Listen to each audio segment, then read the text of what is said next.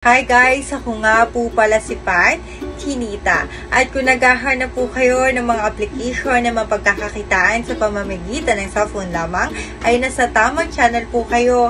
Kaya pakiclick na lang po yung subscribe button, pati na rin po yung notification bell nang upang sa ganon, mag-i-updated po kayo sa kung ano pang ipopost nating earning money online. At itong application po na ating tatalakayin ay pwede po sa lahat. Bata, matanda, bising nagtatrabaho o nag-aaral. Direct Gcash po ito at wala rin pong puhunan. Ano pang hinihintay niyo kundi tapusin mo na ang video to at huwag na huwag mag-skip para malaman ng step by step kung paano nga ba kumita rito.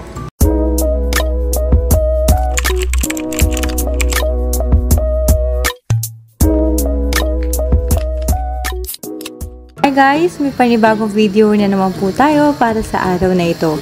Itong tatalakayin po natin ay Tree Master. So pag sinearch nyo po, ito po dapat ang inyong profile na makikita. Or pwede rin naman po na pakiclick na lang po yung link na nasa ating description box below or comment pin ng upang sa ganon ay diretso na po kayo kaagad dito. Tignan naman po natin ang kanyang ratings and reviews. So dito may kita po natin it's 3.6, ibig sabihin katamtaman lang po siya at na nag-download po sa kanya is nasa 100,000 plus na at rated for 18 years old and up. Once na kinlik naman po natin itong about this game, dito po natin makita kung kailan po siya na-release at na-update.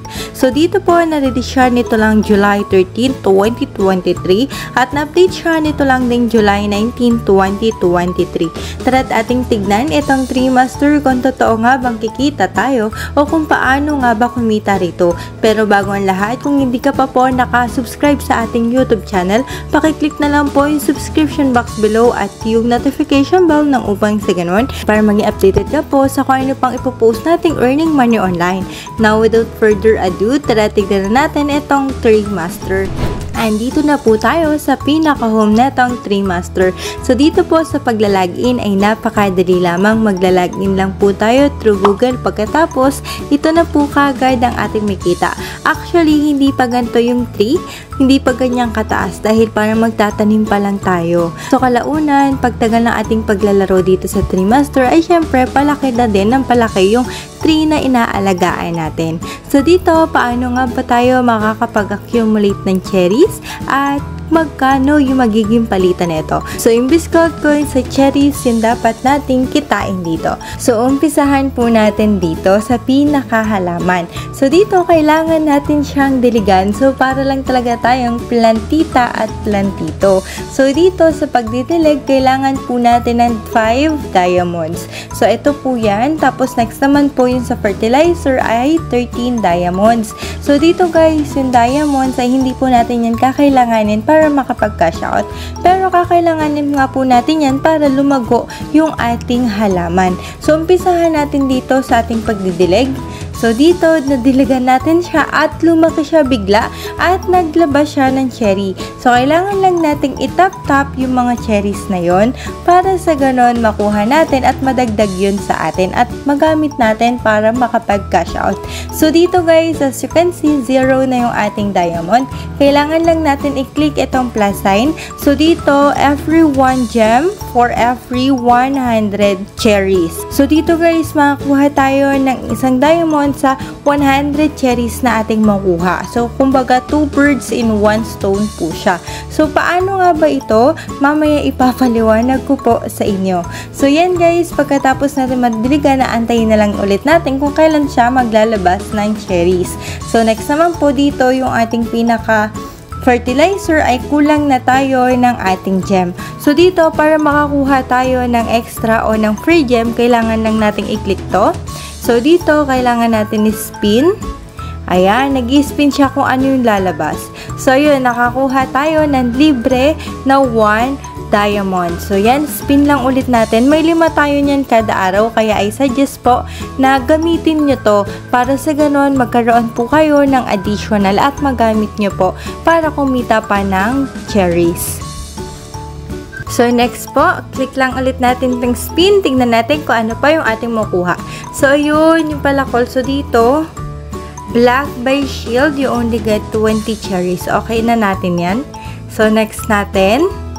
So, dito, isa na lang. So, yun na yung last natin. Nakakuha tayo ng free 2 diamonds sa pag-i-spin lang dito. So dito, today's video left 50 daw. So pwede tayong magkaano ulit basta manonood na tayo ng ads. So yun, nanood lang tayo ng ads. Nagkaroon tayo ng isa pang free para makapag-spin. So ganun lang po yun kadali. So dito, back na lang natin siya. So ayan. So dito guys, diba na dagdagan yung ating gem or diamond, tapos nagkaroon pa tayo ng isa pang free para makapag-dilig. So, bukod po dyan, ay may mapagkukuhanan pa po tayo ng cherries. So, umpisahan po natin dito sa may parang papel. So, dito po yung task offer. So, dito may play to earn at saka CPX research. Once nakinlik po natin itong play to earn, dito po tayo mapupunta. Ito po ay mga application na dapat po nating i-download at dapat po natin i-open sa ating mga cellphone. Once nakinlik po natin itong play now, ayan, didiretso po tayo dito sa Google Play. So, kailangan lang po natin yan i-install. So, dito guys, kahit hindi po natin siyang laruin, kahit hindi po tayo mag-focus dito, ay okay na okay lang. Dahil kikita pa rin po tayo ng cherries dito. Paano nga ba? So, dito guys, as you can see po, per minute yung ating kikitain dito, hindi po per level. Kaya guys, dapat naka-open lang siya sa ating cellphone, tapos kada minute, yun po yung binibilang natin para kumita ng cherries. So katulad dito, 117 cherries per minute. So ang total niya, 7,488 cherries. Sa isang application lang, ilang minutes lang yan guys. Kikita na kaagad tayo ng 7,488 na cherries na pwede pa nating magamit para makapag-cash out. Once nakinlik po natin itong apps ay dito po natin makita yung ating mga dinownload at kung magkano cherries na po yung ating kinita. So dito po guys sa play, earn, withdraw o play to earn, ito po yung masasuggest ko sa mga pising nagtatrabaho o nag-aaral para sa ganon nagagawa nyo na yung dapat nyong gawin ay kumikita pa po kayo ng cherries na magagamit nyo para makapag-cash out. Next naman po ditong CPX research. So dito po ay mga surveys lamang na tungkol sa ating sarili. Walang tama o maling sagot po dito dahil may options naman po tayo na pagpipilian para sa ating pagsagot. So dito po per minutes yung ating kailangan sagutan at nakalagay po dito kung magkano cherries yung ating kikitain. So ayan, dito po yan lahat makikita sa CPX research. So ayan guys, dito nga yung sa kanina sa diamond ay kada gems po ay pakat.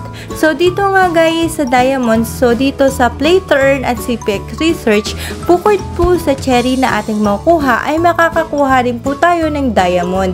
So dito nga na kada 100 cherries sa equivalent sa isang diamond para mapalago pa natin itong pinaka-tree natin dito at magkaroon pa tayo ng additional cherries. So next naman po dito sa may mga tao, so dito po sa ating pag-i-invite, una po, gusto ko pong sabihin sa inyo ng pag-i-invite ay optional lamang.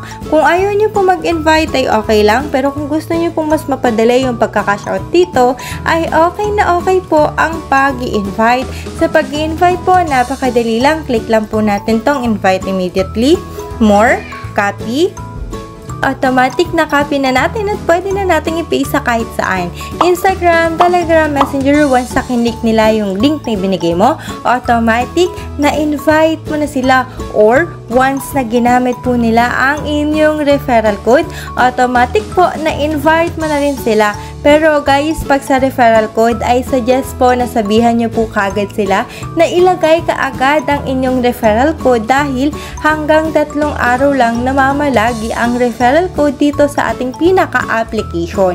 So dito, paano nga ba tayo kikita sa pag-i-invite? So dito, pwede po tayong kumita up to 1,000 cherries sa isang tao lang na ating may invite. At take note, may marireceive pa po tayong 30% sa lahat po ng mas earn din nilang cherries. So, stealing not included. So, bawal po magnakaw ng cherries dito. So, dito may kita po natin kung sino-sino na po yung ating mga na-invite at magkano cherries na po yung ating kinita sa kanila. So, ayan. Lahat po yan ay makikita po natin dito sa pag-i-invite. So, back tayo. Next naman tayo dito sa may parang book. So, dito, ayan. May mga nag-i-start tol. So, dito may kita natin yung mga nagnanakaw ng cherries sa akin. So, ayan. Ang dami nila. Hoy guys, bawal yan. Char. So, dito, may kita din natin, may nagtatry mag-steal. So, dapat makakuha tayo ng ganito para hindi tayo ma-steala ng cherries. Tayo yung mag-steal. Char, bawal po mag-steal. So, ayan, dito natin yan lahat makikita. Kaya, pag kumita ka na ng cherries dito, ay i-cash out mo na kaagad para hindi ka ma-stealan. So, paano nga ba mag-cash out? I-click natin tong wallet. So, dito may kita natin ang pinakamababa na pwede nating i-cash out ay 1 peso. Sinundan ng 5 peso, ng 20 peso, 50 peso, 200 peso, at itong 500 peso. Pero take note na may kailangan po tayong cherries na mabuo para makapag-cash out. Dito guys, sa 500 peso, ang kailangan natin ay 500,000 cherries.